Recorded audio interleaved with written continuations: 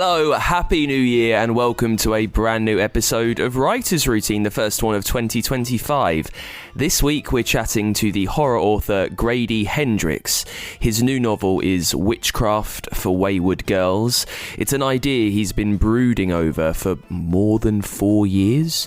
We talk through the thorough planning, which ends up on his wall of crazy.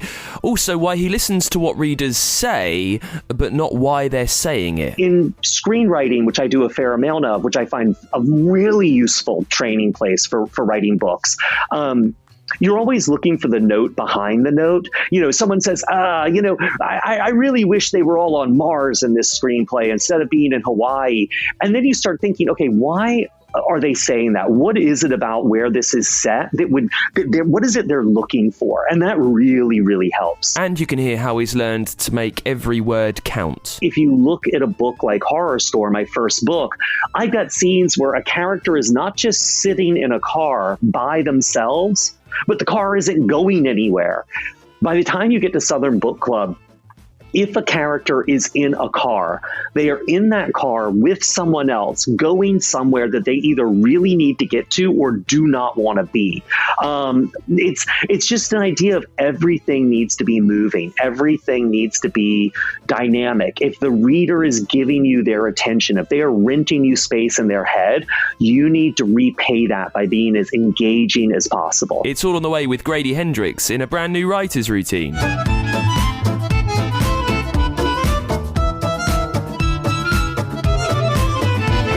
Welcome along to the show. This is Writer's Routine. It's a podcast where we take a look inside an author's working day. We steal some tricks, tips, secrets. We find out how they get stuff done so we can be inspired ourselves.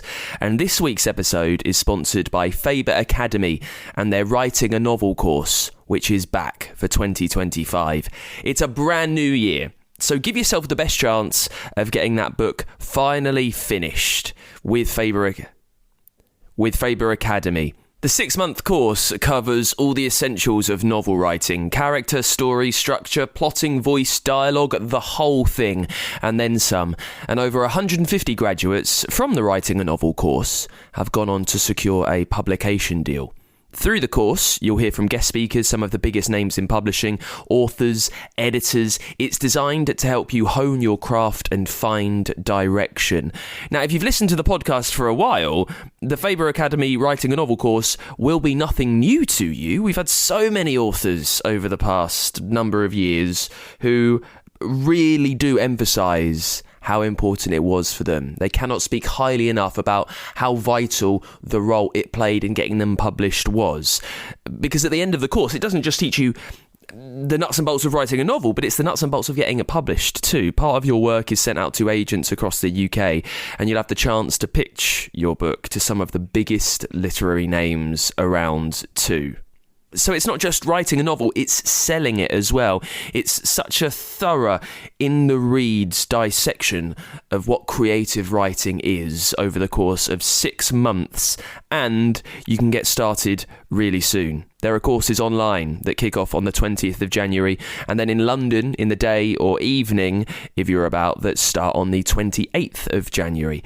So give yourself the best chance of finally getting that book done in 2025 with Faber Academy and their Writing a Novel course. You can find out more at faberacademy.com/writing-a-novel, and I've got the link in the episode notes wherever you're listening. So, Happy New Year. I hope you had a good holiday break. My name's Dan Simpson. I know that we're, 13 odd days in to 2025. It's the first time we're chatting, so I can get away with Happy New Year. And we're kicking it off with a genre of writing that has been requested so much on the podcast. We're with Grady Hendrix. He's an author of all types, writes non-fiction, has blogged extensively, and he's on to talk about his horror output. Now, of all the emails that I get for guest requests and genres that you'd like to hear about and learn how you get done, horror is by far and away the one that I'm most asked about. So I'm really delighted to start this year with a brilliant and incredibly inventive horror writer.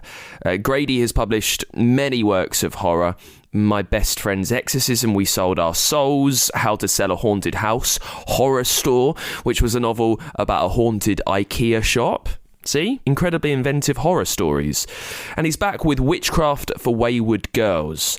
It's all about a home for unwed mothers to have their babies in secret while their families figure out what's next and try and forget that it ever happened. And every moment of the girls' waking day there is strictly controlled by adults who claim to know what's best for them.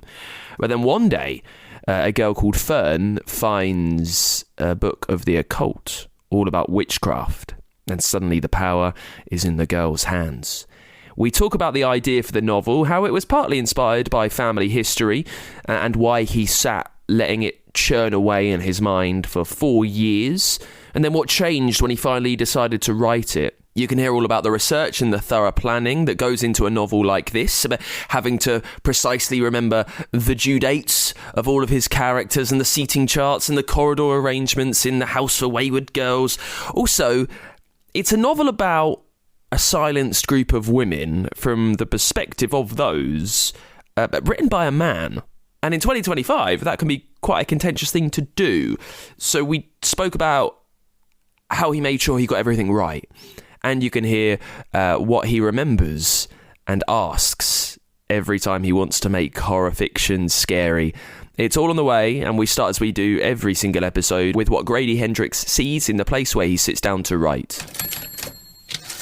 I am sitting in my office, and in front of me is what I've had in front of me for the last, I think 6 books, which is my giant wall of crazy, which is just sort of where I put up all my notes and my references and my images and all my junk. Because it's nice to have the reference and the visual reference, but also this is all for leftover from writing Witchcraft for Wayward Girls. So there's the day-by-day schedule. I usually do a schedule for my books when they take place, like what's happening on what day. And because the book, every character is pregnant in this book, or pretty much every character is pregnant, I really had to be careful with due dates and trimesters and all that. I've got seating charts for the dinner table. I've got all that stuff around me. And then on the desk, I have an extraordinarily long line of reference books I use for Witchcraft, more than usual, actually. This is probably 30 something books, 25 to 30 books. And then I just got the desk, and it faces the wall of crazy, and that's where my laptop lives. So is the wall of crazy something that only you could possibly understand? If I managed to squirrel myself into your writing space, could I look at it and make head or tail of it? Some of it you could. It is written in plain English. And I think you'd look at things like, a map of downtown St. Augustine from the local newspaper in 1970 and ads from magazines in the 70s, like, the Academy of Mystic Arts invites you to become a witch. Mail away this coupon now. Other things I think would be a little more baffling. I've got some notes up there that just, I think, only make sense to me. And they're images that, there's a film still from a Nigerian horror movie that really influenced a lot of this book, and another frame grab from a movie made in Vermont by a coven in the 70s that I think no one would get but me. I'm always fascinated because I speak to a lot of authors doing this, and by nature they've got completely different ways of doing it, right? So yours is quite thorough. I mean, if you've got day-by-day breakdowns of what the characters are up to, and you've got precise seating charts for dinner parties and whatnot, a lot of authors might just rely on themselves to remember that. When did you discover that you needed these things written down on a wall in front of you? Well, my first book was Horrorstör, which was set in a haunted IKEA. And I had to have so many maps for that because it's an IKEA. I mean, if you let your guard down for a second, you're going to get lost. And so that's when I really started using maps and photo reference, because I really realized that I spent about a week in an IKEA, going in from like 4 to 8 hours a day, every day for about 7 days, 8 days. And I just realized that being in the space really felt different, than I would imagine being in the space would feel. And so that's when I really started to realize that I needed that level of immersion for my writing to work. I think some people, maybe they have a better imagination than I do. Maybe they can keep more things in their head. But Horrorstör is the first book, and that's the one where I really realized I needed a real level of physical immersion to make it work. And then The Wall of Crazy, I think, it actually started with my third novel, We Sold Our Souls, because I really wanted to embrace kind of conspiracy thinking in that book and sort of that kind of like conspiracy mindset. And The Wall of Crazy went up, and it was crazy. And it's never come down. It just keeps mutating. So that's The Wall of Crazy. So just take me through, I guess, what else might be around you. So what type of chair are you on? What's on the desk? Is there a window? Is there any art on the wall? What's happening? There's windows behind me, but honestly, I just face the Wall of Crazy and that's it. And then I've got my reference books. So like for Witchcraft for Wayward Girls, I've got a chunk of books on witchcraft, a shorter chunk of books on sort of Florida ecology and woodlands, just because originally this wasn't going to be a witch book. It was a folk horror book. And after 2 drafts, my editor was like, we really need to make this a little more clearly focused. And it became a witch book. There's a big chunk of family planning manuals and my Williams obstetric manuals from 1968. And then a big chunk of books on, there was a lot of pulp fiction published. The book takes place in a home for unwed mothers in 1970. And there was a lot of pulp fiction-y kind of stuff, Girls in Trouble, House of Shame, all written about the homes back in the 60s and 70s. So I've got some of those.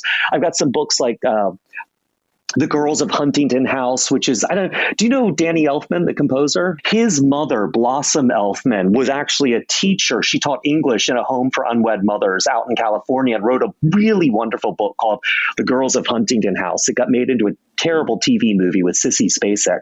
I've got like that and books like The House of Tomorrow, which was a woman who'd spent time in a home for unwed mothers, her memoir, but then stuff like Counseling the Unwed Mothers and Pregnancy, Birth, and Family Planning and all that kind of stuff. So a lot of family planning, a lot of unwed mothers books, a lot of witchcraft, a lot of ecology, and a lot of obstetrics. And that's really it. I try to keep it pretty minimal. I am easily distracted by bright and shiny objects. I sit in a chair that I bought for like $45. It's just a basic office chair. And the desk I use is the one that the person who lived here before left behind. So desks are heavy. It was easier just to use it. We get quite niche and nerdy if we haven't been already. What writing software are you using? And most crucially, what font, what typeface are you into, Grady? Yeah. Wow, this is getting deep. I like this. Okay, so I use Scrivener religiously. Scrivener has such a steep learning curve for learning how to use it, but I can't imagine working otherwise. Like at this point, I hate MS Word so passionately. I think the files are too big. I think they're bulky. Nothing is more frustrating than opening your file. You have to wait like 45 seconds because it's a novel for it to finally load up. And then it just keeps loading. It's usually like a 2-minute wait till it's loaded up to page, 192 or whatever. Then you got to scroll. Scrivener's so much easier. And just, it was really hard to start using it. And I think I started using it with Horrorstör and just was like, I've got to find a better way than Word. And went to Scrivener and never looked back. And I don't even use all the features in it, but it's just, having the notes incorporated with the chapters, being able to clump things together, being able to cut and paste a scene from one draft and just drop it into a note file under where you're going to reuse bits of it in another file. It's so much better. And I keep it really basic. Sometimes I get a little crazy and use Garamond, but usually I am an Arial person, 13.5. I'm a big Scrivener fan in that, well, occasionally they have sent money my way for making the podcast and sponsored it, which is always very good. But I've spoken to a lot of authors who can't get their head around everything and find the amount of stuff unnecessary. They like the simplicity of simply opening a document and you can write and write and write. Why do you enjoy all of the paraphernalia that you find in Scrivener, all of the little features and quirks? Why is that helpful for you? Yeah, well, I just ignore the ones I don't understand, So for me, it's quite easy. Nothing. And the things about Scrivener I like is a lot of the formatting is just really intuitive. Whereas I feel like with Word, you really have to have like a degree in arcane magic to make like something as simple as tabs and margins work consistently. I just find it endlessly frustrating. Scrivener, the stuff I need to use is so easy, and the stuff I don't need to use, I just ignore. And honestly, like I'm looking at my Witchcraft for Wayward Girls document. And okay, so let's see. So for something like chapter, I'm just looking for a good one. Yeah, okay. So for like chapter 9, I've got my chapter 9 file, and it's got my chapter 9, my draft in it. Then, you've got the snapshots. So I've got all the earlier versions of this draft because I'm an obsessive saver, because I'm always like, oh, I wrote that really good sentence. I need to find it. Where is it? Oh, God, it's in some other document. So I've got all those on one hand. And then underneath chapter 9, just sort of shoved in that file if I need them, I've got an outline I wrote for it because I was having a hard time with it. I've got a version of it I wrote and just sort of did a really rough version and sort of just pasted it in there just to have it. I've got the notes for it that I had because at one point a character was going to give, I'd forgotten this, a really long monologue about pollution. I've got all the notes for that. I really wanted to visualize. It was in a new room in the house, and someone gets exiled up to the attic. So I really wanted to visualize the attic. So I just sort of did a couple of paragraphs, just what it looked like in great detail. So that's in another little document shoved in the chapter 9 file. There was a story someone told that I don't think made it in the final draft of the book about a girl who shoved her baby in a suitcase and hid it from her friends when she was on a spring break trip.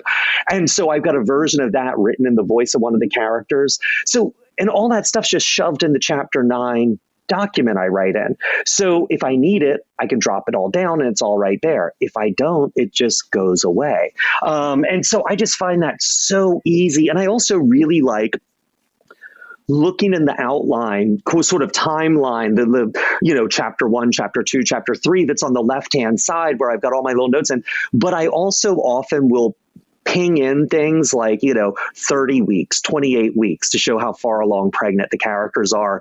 And it helps me space out the book in terms of interstitials between the chapter. If I'm going to insert something, or, oh gosh, it's been a while since I've had a chapter, that has like a interstitial between 2 chapters. So let me put in one of those. And I just, it's just visually really intuitive to me by now. It's really interesting. Earlier you said to me that you get distracted easy, so you want to be as minimalist as possible. Yet you just described like a very thorough like writing setup, which would surely easily distract you, right? Why is it? Would you find it possible now to simply write a 1-document novel? I'm not sure I could do a whole document. Like all those little files and things, I think it serves as a pressure outlet for my distractible fiddling tendencies, because I can faff around with that stuff, but I'm working on the book, right? I'm not going off to do something else. I'm not clicking around on Instagram or something. I'm just sort of faffing around in the files for the book. And, oh, where was that? And, oh, God, I forgot I did this interview with someone and that kind of thing. So it kind of keeps you in the world of the book while allowing you to fiddle around.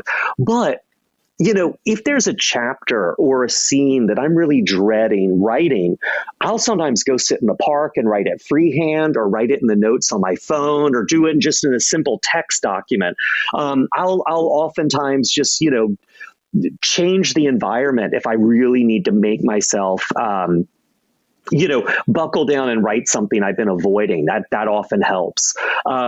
But doing a whole novel just in Word or a text document, that just seems so inefficient to me. It makes me very sad to think about. I'm just trying to look at a writing, because I keep a pretty thorough. Okay. So like I'm looking back in, God, oh, that's right. It was old. So yeah.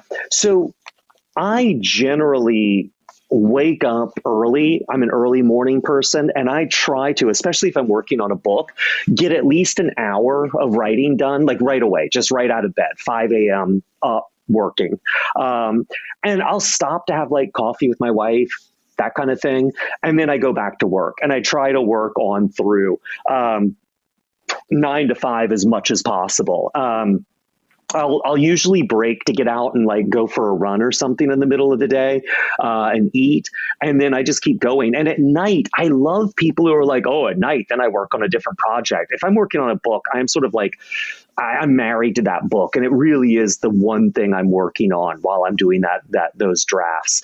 Once I get a few drafts in, because I write a lot of drafts, I can sometimes do something else in another part of the day. But while I'm doing those core essential drafts that are really trying to find the book, I'm just working on that. And at night, I usually read. I usually don't watch a whole lot when I'm working on the book. I'm usually reading, and I'm often reading for the book, reading nonfiction or something. I keep a really I used to do it on my computer, but then the computer sort of had this like compatibility, it had to upgrade from like version something to version something else. And it ate my calendar notes. And so I keep a paper record of like my word count every day. And I've been doing that for years and years. So it's like, I can go back to, Jesus, what's this one? 2021. What was I doing? Yeah, like, I'm looking at How to Sell a Haunted House, like on June 18th, it was, 5,486 words that day. These were rewrites. They were just like, I had to do a rewrite of the book. 2 chapters edited that day, 2,806. Ooh, that's a low day for words on that day. So I really keep a diligent word count going way back for years. And if I'm working on a draft of a book, I'm hitting 5,000 words a day. And if I'm doing rewrites, I'm in the same ballpark, but sometimes I just do it as chapters, like 3. I usually try to rewrite about 3 to 5 chapters a day. 5,000 words a day? Yeah. If it's going well, listen, if I get over 3,000, it's a good day, but 5,000, I'm just looking, let me look at like, that's 2021. Let's see, 2022. Okay. So let's see. Oh yeah, this was first draft. Was this first draft? Yeah. So,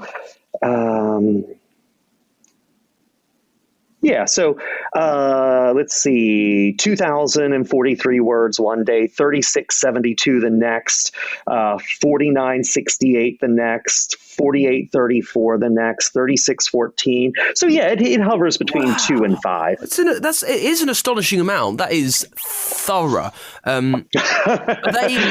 Are you... Not saying they're good words. Well, there are a lot of them. That's the next question, isn't it? I guess you mentioned that you tend to do many rewrites. How fussed are you with the quality of words with the first time around? I try. I really would rather get it down. But often what I'll do is I'll start out a day by rewriting a chapter or the end of a chapter from the day before. You know what I mean? Just to kind of warm up and get in the flow of it. And I really enjoy rewriting. Like, it's nice to improve something or fix something. And so that's usually where I start. And then I just roll into the next chapter once I had a head of steam.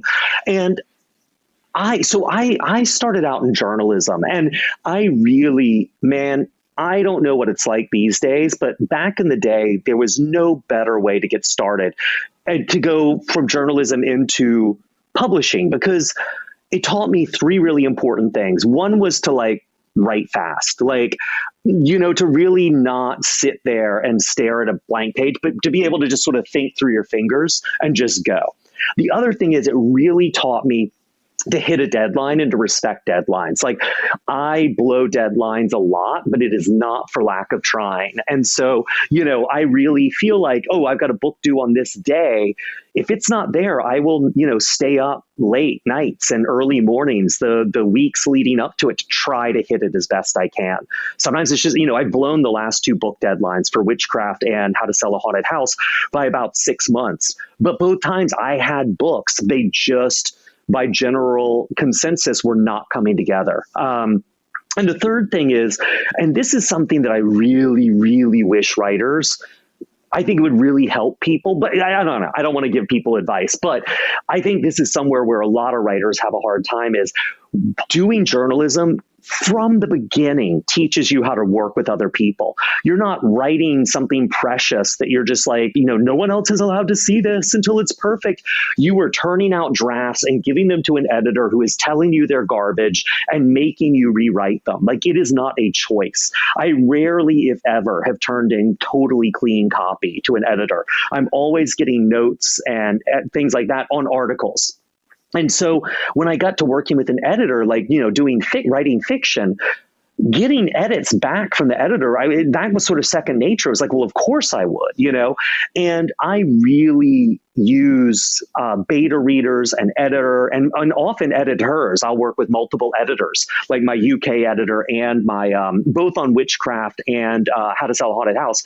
I had my US editor and my UK editor both in calls together with me, giving me two separate sets of notes and combining their notes and that kind of thing, which I thought really worked well. So I really believe in that kind of feedback. And, it's funny. It's a bit dodgy to sort of quote Neil Gaiman these days, but he did say something really clever once, which was, if someone tells you something's wrong with your manuscript, they're always right. If they tell you how to fix it, they are always wrong. And in screenwriting, which I do a fair amount of, which I find a really useful training place for writing books, you're always looking for the note behind the note. Someone says, I really wish they were all on Mars in this screenplay instead of being in Hawaii. And then you start thinking, okay, why are they saying that? What is it about where this is set what is it they're looking for? And that really, really helps. So I will fight with my editors. I will push back on stuff. I will ignore things, but I would be a fool if when they said, this isn't working, if I didn't try to figure out why. What other distillable training and for novel writing did journalism give you? Honestly, those were the big ones. The other thing is not being afraid of people reading your work. I find a lot of writers can get hesitant about letting people read drafts. You're writing to be read when you do journalism. And the other thing is not being afraid of talking to people. The thing I loved the most, and it was the hardest to do, was to go interview people and to go places, right? And journalism, really, you've got an article due next week that you pitch the editor on, the Film Projectors Union. Okay, you got to hump your way over to the West Side, find the union office, find the guy who'll talk to you who hasn't been returning your calls, and try to find a way to get someone to give you some quotes. And so I do a lot of interviews for my books, a lot of research. I go a lot of places, and I talk to people because journalism really made me not scared of that. It's always intimidating to go somewhere new or talk to someone you've never met before. But when you've done it enough times, you're just kind of numb to it. Why do you have the word count diary? Why are you so meticulous in keeping track of that? It's funny. I really want to keep myself honest, and I think that if I didn't track it every day, I would. And when I started doing it, I was shocked at how much I thought I was writing and how little I was actually writing. The gap between my perception of my work and what was actually being generated on paper was huge. And so this kind of feedback loop keeps me honest. The amount is interesting to me because it's so, you kind of average between 2 and kind of 5,000, as you said, but it's still fluctuating. So it might be 2,600 one day, it might be 3,400 the next day. How do you know when you are done for the day? What are you waiting for before you can go, okay, I think I've not got any more left in the tank? Yeah, usually I know what I'm going to be writing that day. Do you know what I mean? Like, I got to get through this chapter or get through this scene, or I've got to rewrite these chapters. So I know where I'm going that day. And so once I'm done, it used to be once I was done, I just move on to the next thing. And I generally stop when I just felt brain dead. And as I've gotten a little bit older, and this is not that much older, it's a couple of years, I really know what I'm going to write the next day, the next chunk, the next chapter, the next scenes. And I do those. And when it's done, it's done. And I can make notes for the day, the next day's work after that. I can read for the next day's work if I'm doing some research reading. I can faff around a little bit with it, but generally I try to preserve my strength a little bit and my sort of like ability to do this stuff just to keep some powder dry, because I know now that there's going to be a time with every book when there's a push. And if I'm already sort of like mentally exhausted when the push comes, then I'm kind of screwed. Yeah, so that's kind of the big picture of the day. But if you were to think it through thoroughly, are there any little details that maybe you've overlooked just then? Like, a particular time you enjoy a coffee or music that you like to listen to, or just some odd quirk that might be quite particular to you? Yeah, so there's two things actually. So one is, I don't listen to music when I'm writing. I used to, and it got too distracted. Even a book like We Sold Our Souls, which is a heavy metal book. I listened to a lot of heavy metal, but then there came a point when I just had to work in silence. And I can get really cranky when I'm working on a book. I don't really want to talk to people a whole lot. I'm not much fun to be around. I'm just sort of absorbed in the book. So oftentimes, and I keep like a diary, which isn't very exciting. It's usually just me working stuff out in my head. But oftentimes, if I look back through those entries when I'm working on a book, they are all about the book, either how unhappy I am with it, or how it's not going well enough, or how I really wish I'd picked another book to write. But then the other thing is, the thing that kills me while I'm working on a book is email. I mean, email is the bane of my existence. And I hate it when I'm working on a book. It just, man, I want to work on the book and then get ready for the next day and get all that together and then go to bed at like 8. And be up at 5. I'm a boring person when I'm working on a book. And so that's what I want to be doing. And instead I have to carve out time because someone has a question about something, or something like that. It's really frustrating. In terms of like, so I get pretty monk-like when I'm wrapped up in a book. I speak to a lot of listeners to the show want to hear from horror writers, because I think it's a really interesting genre to attempt to write. Not that I've ever given it a go, but because it's quite hard to define. On screen, it would seem to be simpler how to make someone scared, at least superficially. You can have a jump scare, can't you, when you're in the movies, whereas it's much harder to do that when writing a novel, because someone's reading it at a completely different pace. There, you don't know when they're breaking. It must be so tricky to build the tension that's needed to make something uniformly creepy.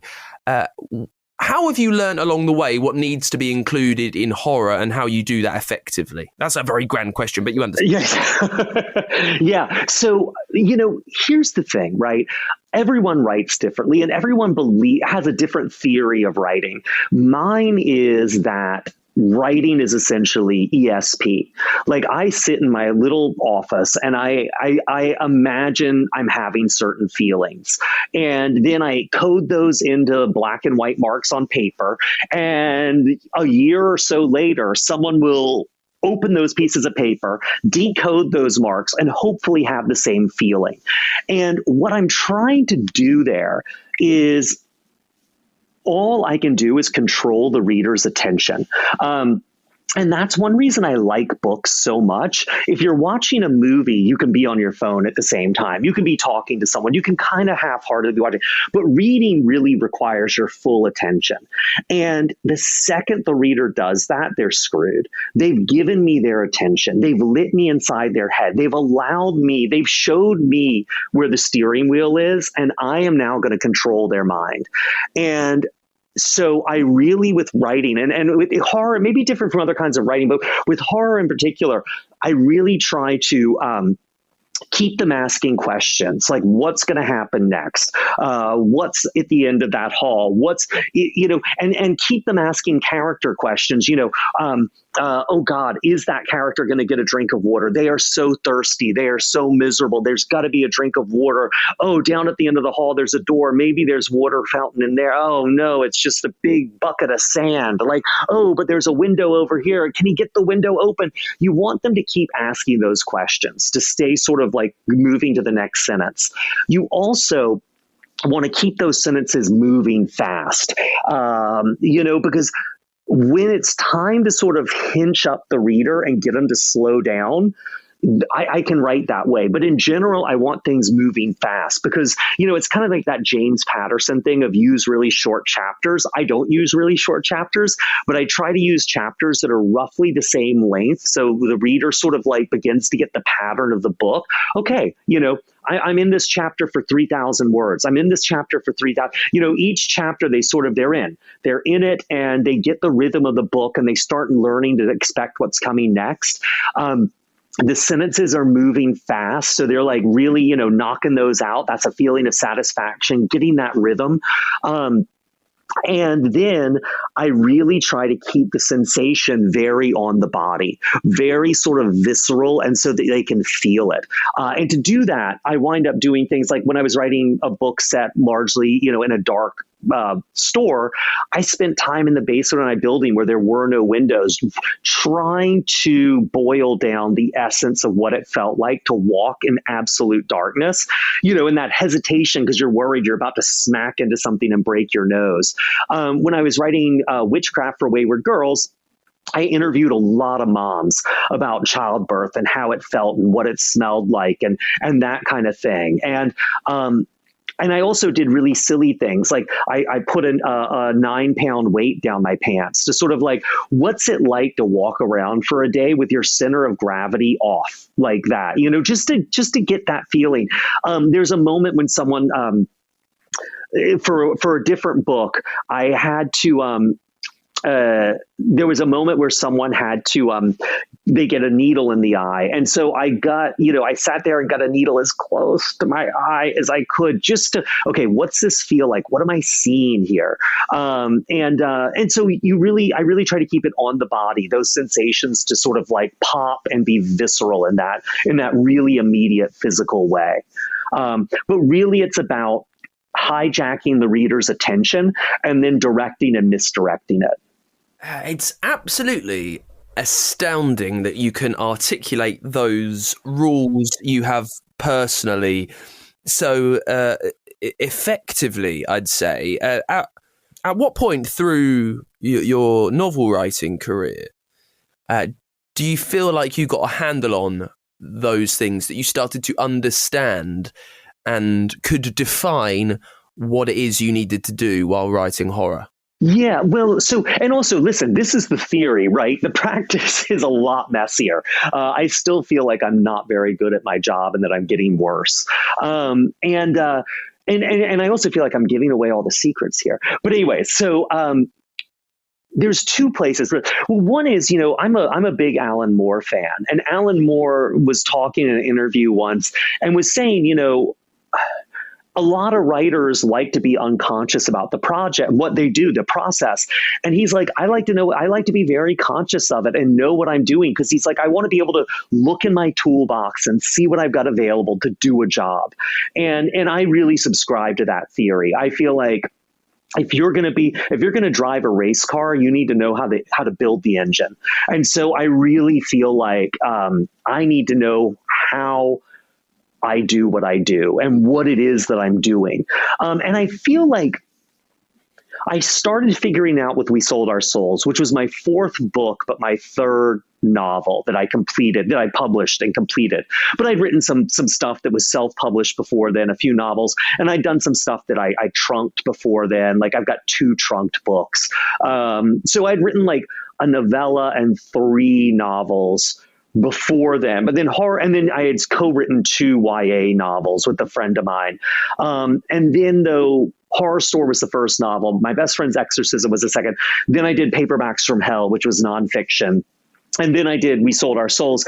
And that's when I really started paying attention to the structure of what I was doing and all that, and getting really conscious about it.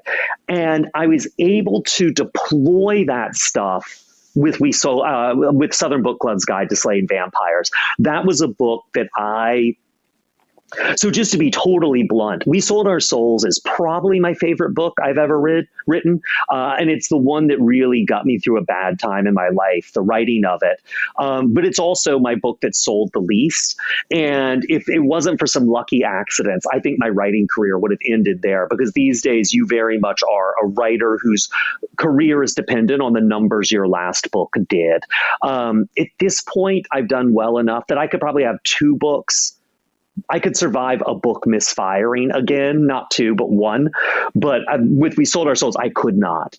And it was really some blind luck that I had the opportunity to write Southern Book Club. And that book, I was like, I wrote that book because it meant a lot to me. And it's a book I want to write for many years. And it actually tried to write it before and had my publisher cancel it kind of on me, or basically tell me they were no longer, after I'd been writing for a couple of months, they were no longer excited about that book. And one thing I learned early on is only write a book your publisher is excited about selling. But with Southern Book Club, I wanted to write this book. The book meant a lot to me. It came from a genuine place, but I also knew this book had to work. And if it didn't, it didn't. You can't make those things happen. But I had to do everything I could to make this work for readers. And that's when I really started deploying a lot of things that I felt like I had sort of learned that helped, that really, readers like, and that helped me sort of harness a reader's attention and keep it. The regularly sized chapters. And that's not, there's going to be longer and shorter chapters, but I generally want them around the same length. The book hitting around a certain length, using that visceral on the body sensation, really making sure, it's funny. One of the things I learned from screenwriting is a real economy. And if you look at a book like Horrorstör, my first book, I've got scenes where a character is not just sitting in a car by themselves, but the car isn't going anywhere.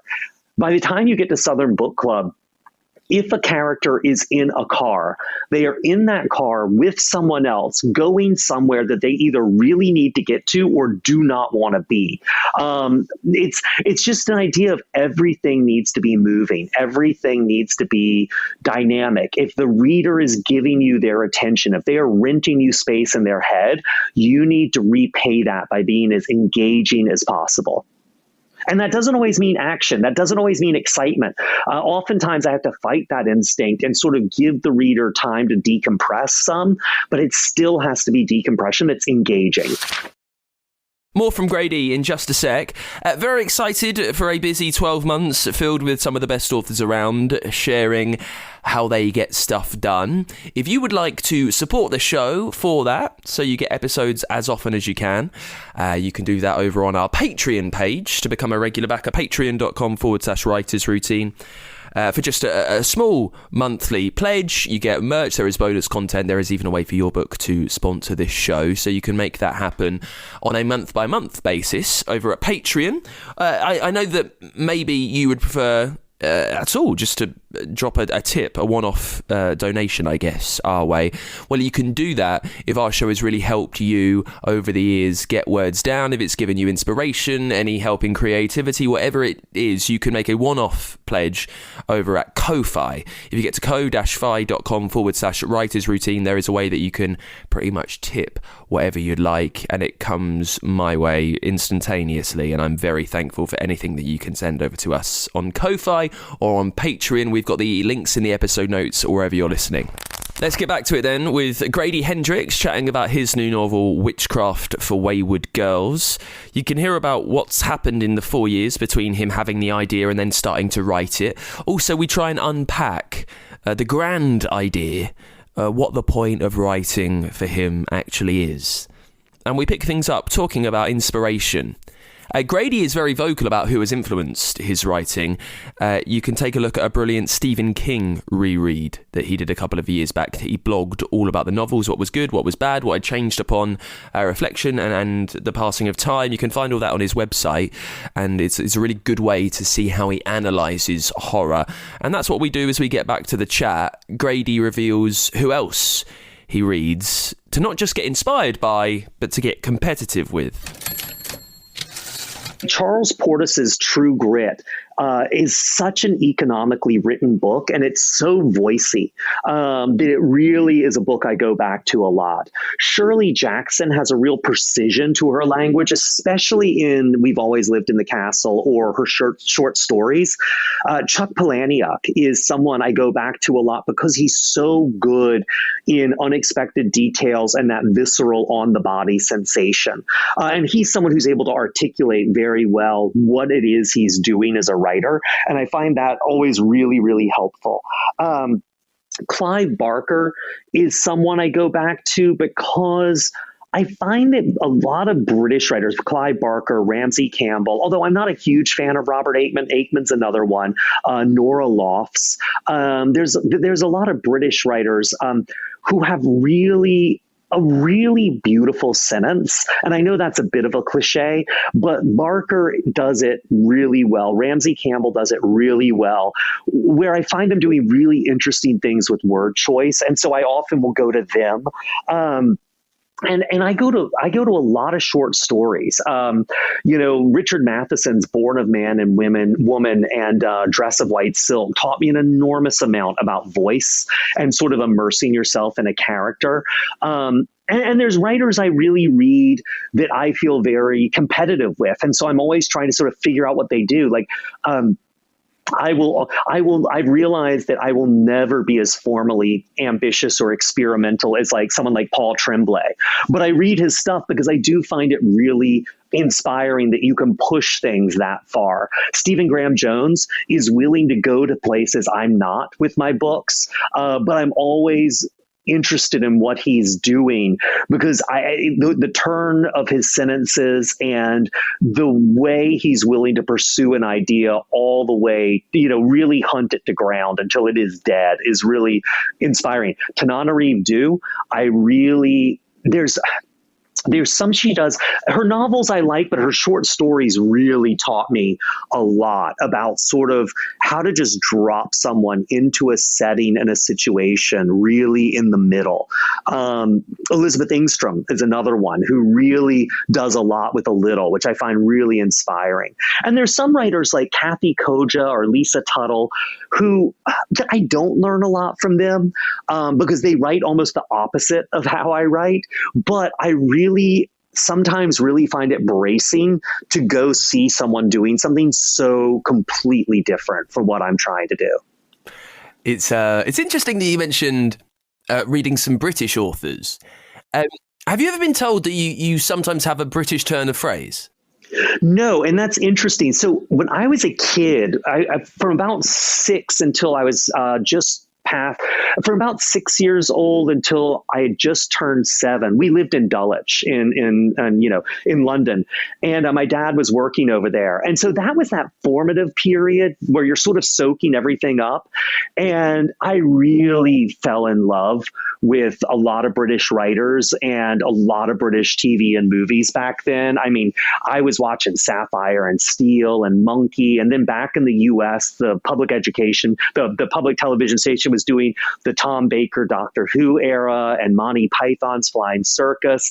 And I was a big nut for Douglas Adams, and a lot of books I owned were like ghost story collections that Pan used to put out and stuff. And so that's interesting you say that, because I often find myself having to fight going to Britishisms, not for any reason except that I like the way it sounds. Yeah, you said dodgy earlier on, and also the word faff, and I think I've said the word faff in a podcast with an author from the States, and they've had to ask me what that means. So right. The idea that you're using these like what I would term as quintessentially British phrases, it's just an intriguing point. Anyway, the new novel, Grady, is Witchcraft for Wayward Girls. Just tell us about the very first moment that the idea for what became this story, how did it pop into your mind? What was the tiny seed? Well, so I have 2 older relatives who were both sent away, as they called it, when they were teenagers, and had a baby, and no one ever knew until they were much, much later in life. And no one really knew until, I would probably say they were both, one was in her later 60s and one was in her 70s. And it always really haunted me. And there was a moment when my mom was talking to one of them, because one reunited with her son and the other never met her daughter. And my mom was talking to her, and she was talking, about how her daughter had never wanted to reconnect. And my mom said, well, you don't know that. Maybe she tried, maybe she died and just never had a chance to. And that really sunk a hook in my brain, that you could have a child and they could be dead and you would have no idea. And that really went around and around. And it's funny, I'm looking back in my old notes, and I have some notes for this book written in 2018. I really started seriously writing drafts of this in May. I would say, I'm looking at, hold on, I just want to look at something real quick, because I think that was 21, 20, 22. So it looks like May of 2022 was when or 2023 was when I had a draft of this done. But I'm just looking at, I was writing this all the way back in, let's see. All the way back in September of 2022. So is that as far back? Yeah. So I would say July is when I went down to St. Augustine in 2022 to stay for a bit to sort of research. And then I started writing it later that summer. And it was hard to start writing it because I really felt underqualified to write this book. I mean, I am a childless middle-aged man who's written a book where most of the characters are pregnant teenage girls. And I really was worried about it. And also, like I said, this was a folk horror book at first. It was not a witch book until I had done 2 pretty full drafts that weren't coming together. So that's sort of the exodus of it, the process of it. So what's happened in that time then? If you said you had like an initial idea way back in 2018 or whenever it was, what's happened in the 4 years before you've got that first draft done? Yeah. So basically 2 things. One is you just sort of tuck an idea away, and sometimes you'll write it down or you'll take a stab at it or you'll try to do a little 1-page. For me, like, what does this look like if it's a book? What does this look like if it's a screenplay? What does this look like if it's a graphic novel? And I think originally it was going to be a graphic novel. So it just kind of stayed there, kind of baking. And I often find that ideas, I knew it was such a good setting. I knew that this setting, a house full of teenagers who are all pregnant, who've all been told that they are the worst people on earth, and they have all been hidden away to have their babies. To me, that was there had to be a story there, but you're always waiting for the next bit to click in. And, what is it that's going to make this, what's going to make this come alive? And I really thought it was this idea about one of the characters. It's since then radically changed. I had this idea for one of the characters and this sort of like folk horror take on this story. And so I wrote, 2 drafts with that. And my editor was like, this isn't working. And I do a one-man show instead of a traditional author's event where you like read from the book and answer questions.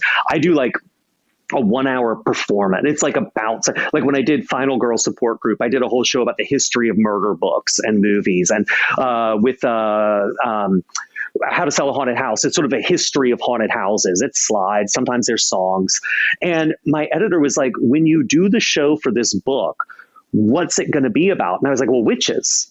And she's like, well, that's interesting because there's not a single witch in this entire book. And I was like, damn it. Right. And so, so really it was just sort of percolating until that folk horror idea really dropped into place. And then even that was wrong. I just had to sort of dive in and start swimming without knowing what direction I was headed. Well, let's talk about that then on a general scale, practically. When you've had a first idea for a novel, what are you lining up before you write the first sentence? How much of it do you know? If you're on a car journey and this is a roadmap, how much have you got planned? Exactly where you're stopping, and at what point are you doing the research around that? Yeah, so I started reading, and that's something I always do, a lot of research. And I try to read a couple of books in the genre I'm writing in. So I was reading a lot of pregnancy novels, and motherhood novels, but really trying to focus on the pregnancy ones. And from that, it often gives me an idea of what not to do, because A, you don't want to, eat someone else's breakfast, but B, you really do want to, for me, I always find something missing. When I wrote Southern Book Club's Guide to Slaying Vampires, I read a lot of like housewife novels that were literary fiction about women who didn't have a 9-to-5 job. And they were so ungenerous, several of them, towards these women. They live these frustrated lives of quiet desperation. And I was like, that's not the women I grew up with. And with this, reading some of these pregnancy books, they were really focusing on the horrors of it. And I get that. Like, I have never, barring an accident or a disease, I will never feel like my body is changing in a way I can't control. And that's, the center core of what being pregnant is. And so I get that. But I was like, there's got to be a way to write about this because from talking to pregnant women, I also knew it was something that was kind of like incredible as well. And there was kind of, it had highs and lows. And I was like, how do I get those highs in there as well? So I was reading a lot of books about pregnancy, a lot of books where I really started. It was a lot of books about labor and delivery, because I'm terrified. All my life, since I was a little kid, I've been terrified of having a baby, even though I just want to say for the record, I know I will never face that. For some reason, it always stuck in my head as terrifying. And so I read a lot of books by midwives and obstetricians about delivery, because I wanted to get over and looked at a lot of pictures and took classes and, to get past that in my head. And I'm well past it now. Now I'm fascinated by it. If anyone wants to tell me their birth story, I'm all ears. I'll have questions. But the book didn't spark, honestly.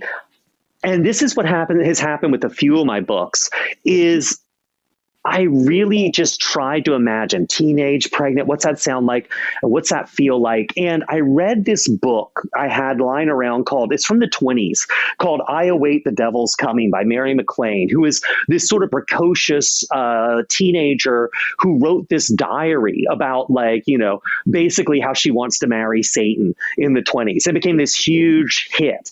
And she was really like the flavor of the moment, who's now been long forgotten. And reading that, I was like, I got the voice. And that there's a little first opening in the book that's sort of this one page. And that was what I sat down and wrote. And then after that, I just sort of, okay, if you're going to be taken to a home for unwed mothers, you've got a bad car ride with a parent who's taking you there. What's that going to be like? And how much can I establish in that car ride? And so that was just the next step. I wanted to make sure that all my preconceptions, as much as was possible, were checked at the door. And so for me, that means asking questions, having a bunch of moms I could talk to, laborists, midwives, doctors I could talk to, and also having people read it who would let me know if I hit a false note. And so at this point, I've written several books that have female lead characters. So I find doing that comes very naturally to some extent. But I always have to be really vigilant that I'm not screwing that up. And so, and you also don't want to make too many generalizations, because not all women are the same, so I don't want to say something's more feminine or less feminine, but so I did a book called Final Girl Support Group that was about the final girl. What if slasher movies were real? And at the heart of each of these franchises, like Texas Chainsaw Massacre or Friday the 13th, there was a real true life crime that had been committed, that had been sort of fictionalized and turned into this film franchise. But that the final girls, the survivors of these real life crimes, were meeting in a support group. And one of the things that was really important to me is I love horror movies. And so zombie movies, slasher movies, I'm always like, oh, you know what I would do? I would I would get totally weaponized. If I had been Adrian King in Friday the 13th, before the sequel came out, I'd learn martial arts. I'd know how to strip a Colt 45 or a 9mm handgun in the dark blindfolded. I'd, know how to fix a car engine, all this stuff. And I realized that was such a, and I think everyone does that. But I realized I was talking to someone I wrote a screenplay with about Final Girls many years ago that never got made or even optioned. And we had both been in real life, the second all your preparations met the world, they'd all fall apart. And I was like, yeah, that was this little boy fantasy you have. And I think little girl, too, if you're into horror movies or zombie movies or slasher movies, that I can make myself tough enough to beat this. I can do these things that will make me prepared. Because the reality of most situations, crisis situations, is you're not prepared, And so to me, that was such a little boy immature thought I had that I really had to police. And so for that book, I was really careful that whenever my character pulled a gun, it wound up making the situation worse for her. And that whenever my character fought back, it made things, she inevitably failed. And that, and so basically the way she survived is by not giving up and by running real fast. And so I'm not saying that's necessarily female traits versus male traits, but I'm saying I have to police my own instincts for sort of self-aggrandizement, you're thinking that, oh, if I was going to have a baby, well, I would just, I would do this or that or the other. Man, you talk to people who have a baby, and as prepared as they are, you aren't prepared for having a baby until you've had a baby. And so, I really have to be vigilant about that. And I guess my last question is about the point of it. So if I were to speak to, some authors write because they want to make a stance they have clear, right? Or they want to explore an idea about the world or about morality, or they're trying to answer some grand question. Others, maybe crime authors, are writing because they want to write a really great puzzling detective novel. So when you're writing in horror, why are you writing? Why are you plucking these ideas out and exploring that? So there's three things. One is, and this is the overwhelming reason, is I write to entertain. I'm writing books that I want people to be able to, at the end of the day, just get lost in, to just get totally absorbed and wrapped up in that book. And they can forget about what else is going on. I feel like life is hard and it can be really, really difficult and draining and grueling. And even when it's not tragic and full of train accidents and house fires, there's still a certain, God, I got to wake up tomorrow and do this all over again. It can really grind you down. And for me, what's really kept me going, what's given me a spark is books, and books that I love, and getting sort of being able to have an hour, 2 hours, 3 hours, where you can just be someone else and someplace else. And so that's something I can do. And that's, so number one is, and the overriding thing is to entertain. And I think entertainment, there's a tendency to underestimate its value, but I think it's kind of important. It's an alternative to the world.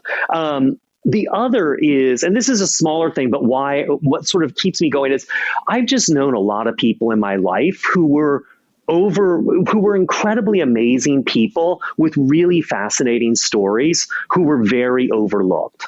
Maybe, they were overlooked because people thought they weren't worthwhile, or they were trouble, or they were boring, or whatever. And they're people who really said something to me, or told me a story, or did something for me, or that I saw that really blew my mind. And so I really like to sort of put my attention when I'm writing on people who are more ignored, not marginalized. I don't want to it's not like that. There's not some agenda, but just like, man, there's so many fascinating stories out there. And so that's sort of the other reason I do it.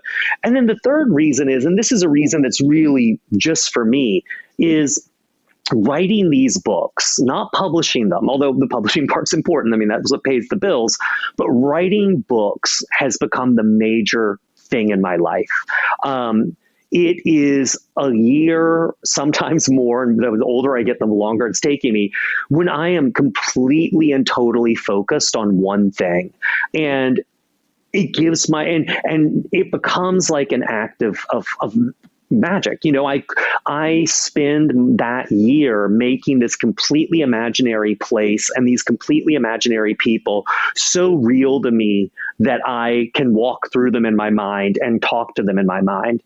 And that is enormously important to me. And there's a thing, I don't know if other authors have mentioned this, but it's kind of like if you buy a Volvo, you suddenly start looking at the world through the Volvo lens. You're like, oh my God, so many people own Volvos.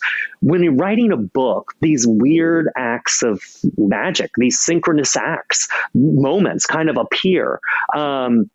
You write about parents dying, and a few months later, your parents die.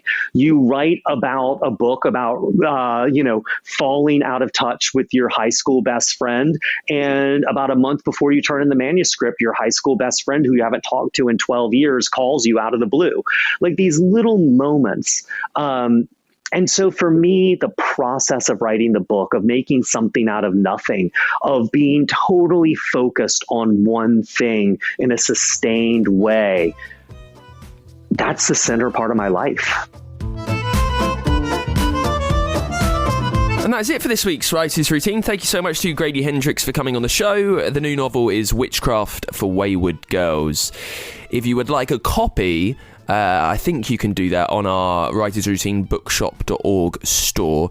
If you get to uk.bookshop.org/shop/Writers Routine, the link is in the episode notes wherever you're listening. If you get a copy there, you're helping out Grady, you're helping out this podcast and your local independent bookshop. So it's win-win-win. It all goes a tremendously long way. You can support the podcast too on Ko-Fi and Patreon. There are links wherever you're listening. And this week's episode is supported by Faber Academy. Their writing a novel course is back and it starts really soon. If you would like some help and inspiration and guidance on finally getting your novel done this year, have a look at the writing a novel course. The link to get involved is in the episode notes wherever you're listening. And I will see you next week with a brand new guest on the podcast. Until then, bye.